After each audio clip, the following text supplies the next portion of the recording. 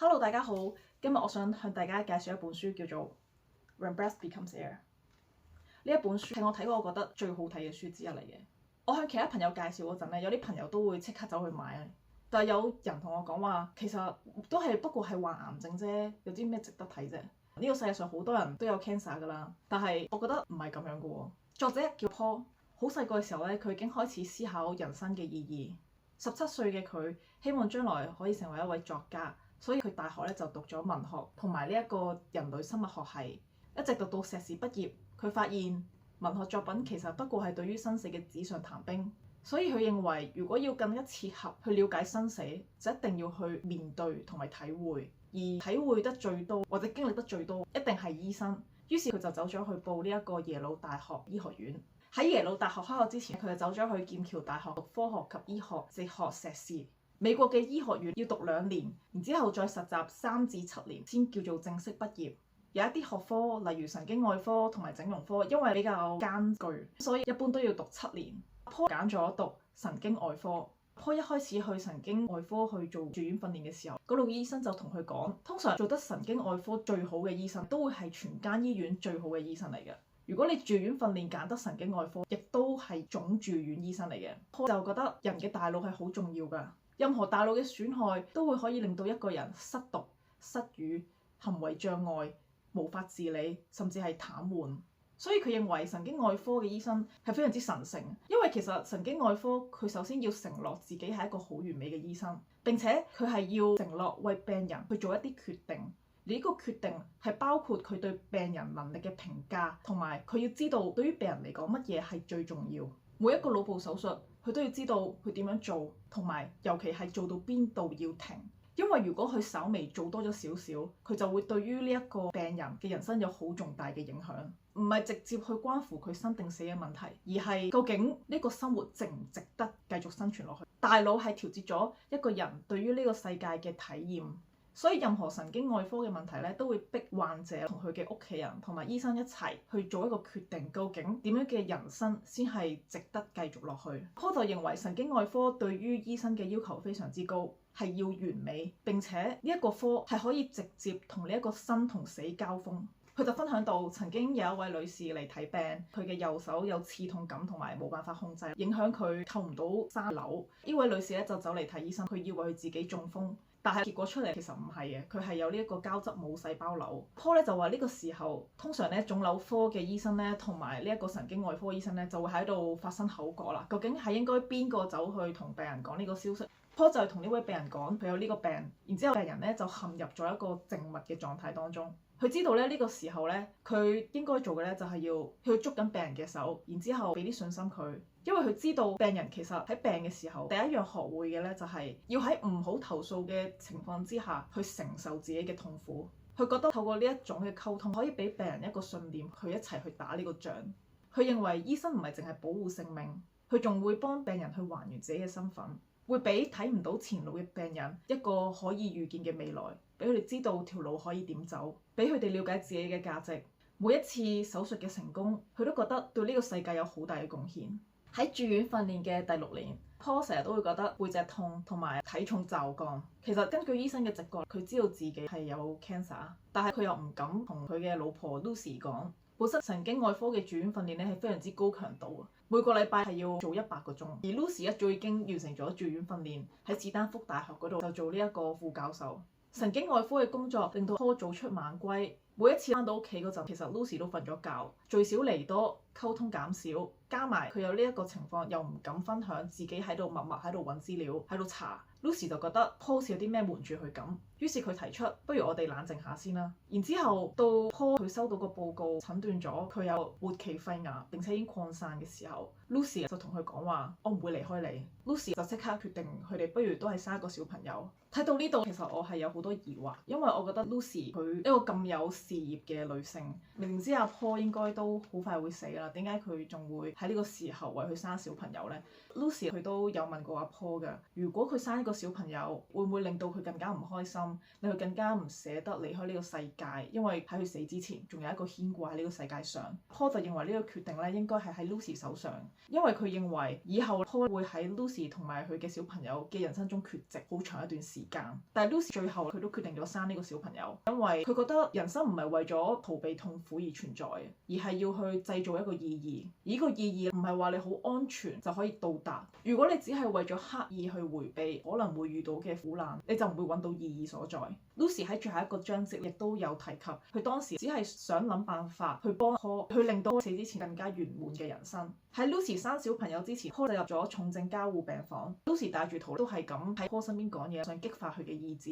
喺呢一度我就諗起《真愛假說》入邊一句説話，係咪如果將自己撕碎咗，而另外一個人保持完整，呢個係咪就係愛呢？及後 Lucy 都喺呢一本書嘅最後一章入邊就寫到，挽救一段關係嘅方法原來就係一啲重症，就係因為 Paul 有肺癌，所以先將佢哋重新連結埋一齊。Paul 確診咗肺癌之後，佢好迷茫。當時嘅主治醫生 Emma 就同佢講，根據你嘅情況，可以有呢啲嘅治療方案啦，因為你又要做翻呢一個住院訓練，所以點點點。Paul 嗰陣就有啲錯愕，就係佢係咪真係要翻去繼續去住院訓練呢？去到呢一個位咧，其實就嚟到第一個我喺呢本書咧好想喊嘅點嚟嘅，就係 Paul 佢最後係選擇翻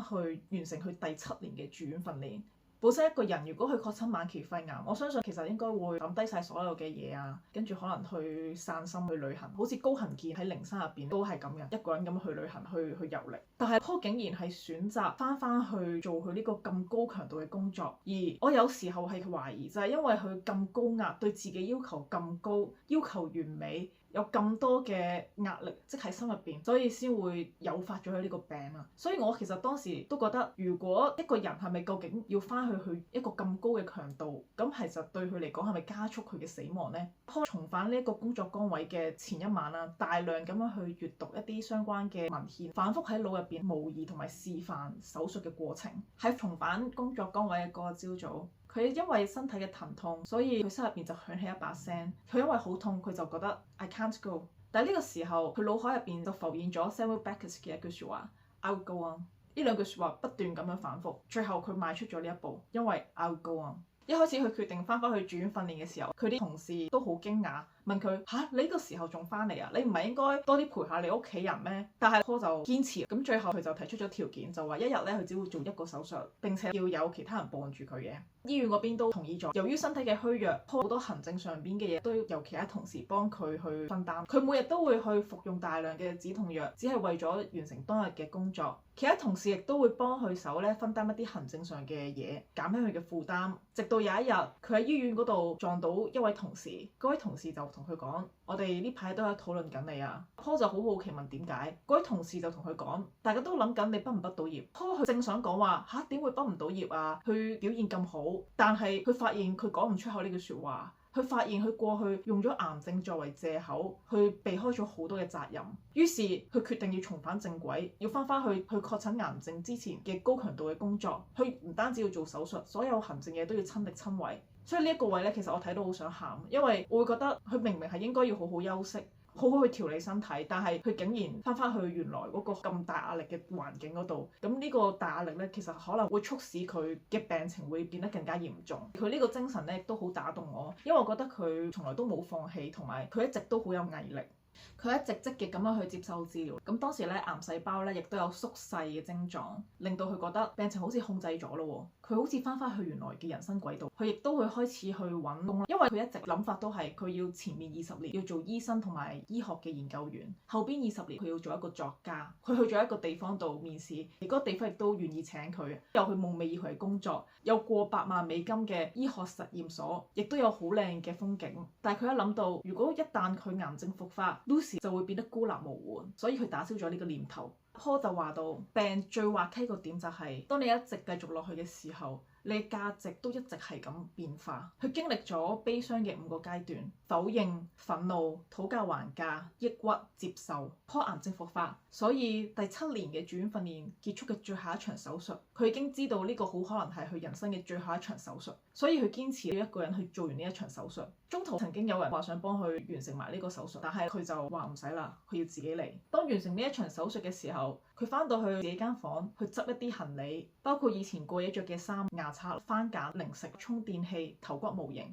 佢見到嗰一堆神經外科嘅書，決定擺喺嗰度。因為佢覺得擺喺呢度用處會更大。然之後佢要離開醫院嘅時候，佢喺架車嗰度咧就忍唔住喊。呢個位最令我想喊嘅地方就係 Paul 咧明明已經揾到佢呢一生人最重視同埋最熱愛嘅嘢，佢並且為佢付出咗好多，過5關斬6將，如無意外應該會得到自己想要嘅嘢，但係呢個時候就要放棄。之後嚟到畢業禮當日，畢業禮係佢過去咁多年讀書同埋住院訓練嘅高潮。而嗰日朝早咧，因為化療嘅副作用，佢就不斷咁樣嘔，冇辦法一定要送去醫院，而同呢一個畢業典禮失之交臂。Lucy 同阿 Paul 咧都係心有靈犀嘅一對嚟嘅，所以去到 Paul 臨死之前幾日 Lucy 見到自己老公瞓喺張病床上邊，要靠呼吸器生活，佢好清楚作為神經外科醫生嘅佢係唔會接受咁樣嘅自己嘅，因為喺最後1個月 Paul 一直都好專注於完成佢嗰本書。Lucy 甚至話呢個男人比以前佢當初愛上佢嘅時候更加有魅力，佢更加愛佢。佢亦都更加理解到喺 Paul 生命嘅最後階段入邊，寫呢本小説已經係佢唯一嘅精神支柱嘅時候。如果佢亦都冇能力去寫，亦都冇辦法去思考嘅時候，呢個已經唔係一個值得生存落去嘅人生。Paul 就決定揀佢要唔用呢個呼吸器，佢要準備去死。咁但係呢個時候咧，大家就問 Paul 你想唔想翻到屋企去慢慢走向死亡呢？ Paul 就話佢可能都捱唔到咁耐啦，可能喺呢個中途佢就會死。咁大家就諗點樣可以令到呢一個地方更加有屋企嘅感覺呢？ Paul 就答 Katie， 就係佢個女個名。於是作為 Paul 醫院嘅同事兼好朋友 Victoria 就喺佢哋屋企咧就抱咗 Katie 過嚟啦。然之後 Katie 就喺 Paul 嘅手臂入邊爬嚟爬去喺度玩啊咁樣。咁去到夜晚要瞓覺嘅時間，咁有啲人又帶翻 Katie 翻去啦。喺醫院嘅病床上邊 Paul 嘅呼吸由一開始嘅平穩到後嚟嘅不規則，到夜晚接近9點嘅時候，佢吸並呼出重重嘅一口氣，完成咗呢本書嘅名 When Breath Becomes Air 呢個過程。跟住落嚟，我想分享下我睇完呢本書嘅感想。Paul 就寫到話，佢好想可以生存到 Katie 可以對佢有記憶嘅階段。佢話如果唔係發生任何嘅奇蹟，佢哋嘅生命根本就只可以好短暫咁樣重疊。Katie 每日嘅長大等於 Paul 更接近死亡嘅一日，但係文字會比佢更加長壽。所以呢本書一開始就寫話係 for Katie 嘅，因為佢係獻俾佢個女。佢寫到話，當佢個女要反思自己過去做過啲乜嘢，完成咗啲乜嘢，同埋對呢個世界有咩貢獻嘅時候，千祈唔好低估佢自己曾經對一個就嚟死嘅人帶嚟咗一種充沛平安嘅喜悅，而嗰種喜悅係佢以前人生不曾擁有過，並且佢唔會要求更多。喺呢度我睇到 Paul 由一開始好好奇究竟人生係乜嘢，到最後佢好似揾到佢想要嘅答案。雖然 Paul 佢覺得佢呢本書係未寫完嘅，但係喺我眼中呢本書係寫得好完整嘅。對於學業、工作、家庭，佢始終係好負責任、有始有終。我覺得呢本書都係對於佢年輕時候發出嘅人生意義呢一個疑問嘅一種答覆同埋呼應。就算係堅持好耐嘅嘢，佢都識得體面咁樣去放棄。睇完呢本書之後，我內心一直冇辦法平靜。呢本書唔係淨係關於生同死。Paul 最後寫話，每一個人都會屈服於死亡，所有金錢、地位、榮譽得到過嘅嘢都將成為過去。我哋不過係追風嘅人，僅此而已。你永遠冇辦法成為完美嘅人，但你可以相信前面有一條漸近線，而你一直追住跑。呢本書以自傳嘅形式寫，但係我係睇到 Paul 要傳遞知識同埋思想嘅作家抱負。我學多咗好多醫學嘅知識，例如 clapping myograph、EEG、ACDF、misfiring hippocampus、perfume of specialists、WICOS、Who is the captain of the ship？ 我都體會到醫生嘅工作環境同埋壓力。每位醫生都經過咗漫長嘅實習先可以正式畢業。喺呢個過程中，佢哋會慢慢判斷到一個病人去緊急送入嚟醫院嘅時候，究竟佢係可以救得翻定救唔翻呢？喺腫瘤科實習嘅話，當醫生去進行一場手術嘅時候，實習醫生就要企喺一邊去望住成個手術過程，而佢唔可以操刀嘅。咁但係腫瘤科嘅手術係可以長達9個鐘，意味住嗰實習醫生要一直企喺度望住呢個手術9個鐘。喺呢本書都提到有一位同事當時就喺度喊啦，原因就係當時腫瘤科醫生開刀嘅時候發現，腫瘤已經擴散咗啦，所以都冇做手術嘅必要，跟住縫翻嗰個傷口啦，意味住就唔使企咁耐。咁佢本身係好開心嘅，但係佢下一秒就發現其實佢唔應該開心嘅，因為如果呢個病人佢嘅癌症已經擴散咗，證明佢之後條路已經會好艱難，會好辛苦，所以佢又即刻覺得好內疚，然之後就坐喺度喊。普通科醫生喺面對救唔翻一個病人嗰陣，都會因為好自責、內疚而跳樓自殺。當唔同嘅專科醫生聚埋一齊要為病人去做一個決策嘅時候，佢哋會產生好多嘅分歧，就係我頭先提到嘅 Who is the captain of the ship 呢個情況，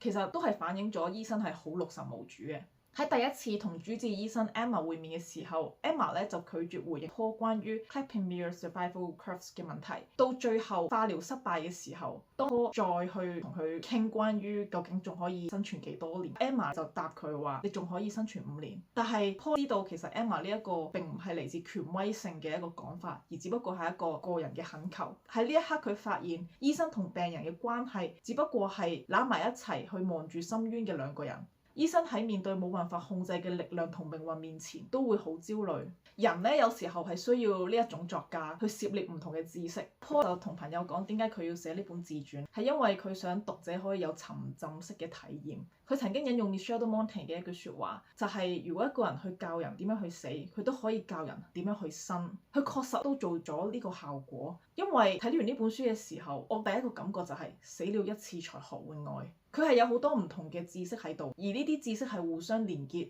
碰撞、發揮作用。人點解要學多聞，要兼容並蓄？就係因為可以有助於鍛造更好嘅生活。好多人睇呢本書嘅時候，都會喺度反思究竟乜嘢對於人生係最重要、有意義嘅呢？我哋喺度探究人生意義嘅時候，我哋總係會覺得好迷失，因為大家都喺度講唔同嘅版本、唔同嘅故事。Graham Greene 就講過，人其實只有前面20年先係真正嘅活着，後邊嘅都係倒影。有人話人生係一場體驗，有人話人生最重要係要繁殖後代，有人話要喺人生嘅有下邊去創造無限嘅可能性，有人話要對呢個世界有所貢獻。但無論係點，其實人生意義就唔係一句説話咁簡單，佢係一個持續進行嘅過程。對於死亡，Paul認為唔係只係關心死之前最後嘅光陰，而係佢生前一直喺度做緊嘅嘢。呢個對我啟發係好大嘅，因為如果我哋一直都喺度做緊同一樣嘢，如果你覺得呢一樣嘢係可以用嚟定義你嘅人生，你可以繼續去做。但係如果你認為唔可以嘅話，請你即刻改變。作者本身係一個無神論者，佢認為科學可以帶嚟一個現實物質嘅世界。當呢個世界淨係得返科學嘅時候，就可以產生完整嘅形而上學，可以拋棄一啲好陳舊嘅思想，例如靈魂同埋上帝。Paul喺患癌之後轉向咗基督教，因為佢發現科學係人類嘅雙手創造出嚟，但係佢冇辦法去直達永恆嘅真相。人生係獨特無常，科學只可以總結經驗同埋重複嘅數據，基於佢冇辦法去捉住人嘅核心。信仰係充滿咗愛、犧牲、贖罪、原諒，而人生嘅核心係愛、希望、恐懼、嫉妒、榮譽、奮鬥、脆弱、痛苦、美德。我哋要掌握呢啲核心。Lucy 亦都講過話，如果唔係有呢啲核心，佢哋根本冇辦法可以對抗呢一場病。喺呢度咧，對我啟發入邊咧，其實唔係話我哋人咧一定要歸依某一種宗教，佛教又好，天主教、基督教，而係本身我哋內心咧就係要有一個信仰喺入邊，而呢個信仰嘅核心咧係愛，要幫助我哋喺歡欣、痛苦、喺生嘅希望同埋死亡嘅恐懼入邊揾到一個平衡，而我哋透過呢個平衡，我哋可以漸次去達到更深層次嘅愛同埋感恩。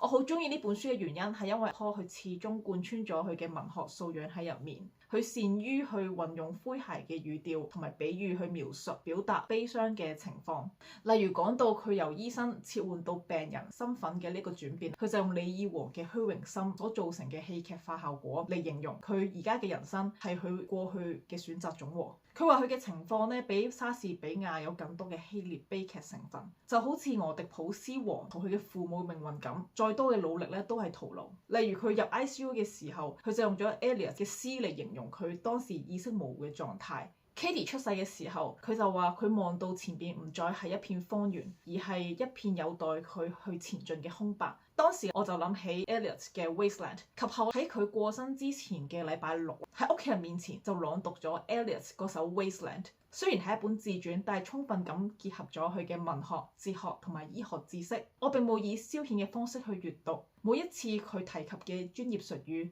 文學家、哲學家引用，我都會稍作延伸，因為我都一直喺度揾緊人生嘅意義係乜嘢。所以我覺得 Paul 更加似係我嘅一位老師。Paul 嘅文字俾我睇到佢有充分發揮同埋運用咗佢匯聚咗37年嘅特定知識，所以最後呈現出呢一個優秀同埋完美嘅狀態。就算佢身患癌症，但係都冇擊敗佢整體嘅人生。佢曾經亦繼續會係一位偉大嘅人同埋思想家。作為讀者，如果要我為佢嘅人生打分，我會俾滿分。今日我嘅讀書分享就到此為止啦，希望大家會鍾意呢本書啦。多謝，拜拜。